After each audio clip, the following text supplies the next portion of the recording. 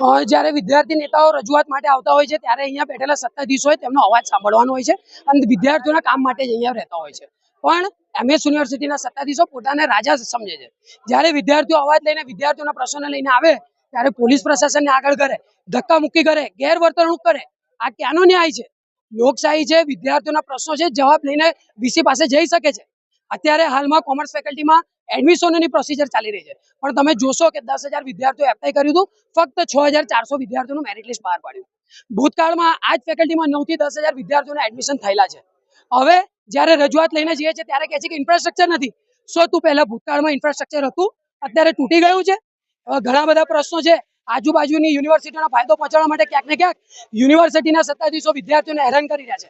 પણ આ એનએસયુઆઈ છે, વિદ્યાર્થીઓ સાથે છે.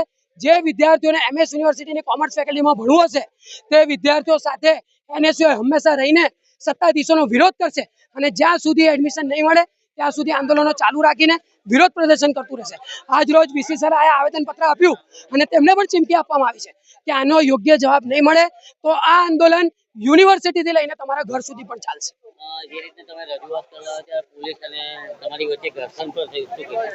આ યુનિવર્સિટી છે, વિદ્યાનું ધામ છે, વિદ્યાર્થીઓ ભણવા આવતા હોય છે, પણ યુનિવર્સિટીના સત્તાધીશો ક્યાંક ને ક્યાંક અમને ક્રિમિનલ આતંકવાદીઓ સમજીને અહીંયા પોલીસને યુનિવર્સિટીના અંદર છાવણીમાં તબદીલ કરી નાખે છે. પણ એ શું કામ? અમે વિદ્યાર્થીઓના પ્રશ્ન લઈને આવ્યા છે. તમારા પેટમાં પાપ નથી તો તમે ગભરાવો છો કેમ?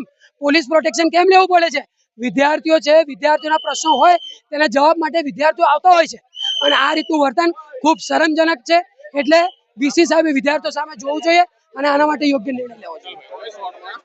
સાહેબ, અમારા મસા યુનિવર્સિટીના ફેકલ્ટી ઓફ કોમર્સમાં અત્યારે જીકાસનો ત્રીજો રાઉન્ડ આજે રાત્રે પૂરા થશે. 10,258 છોકરાએ ફોર્મ ભરેલા હતા.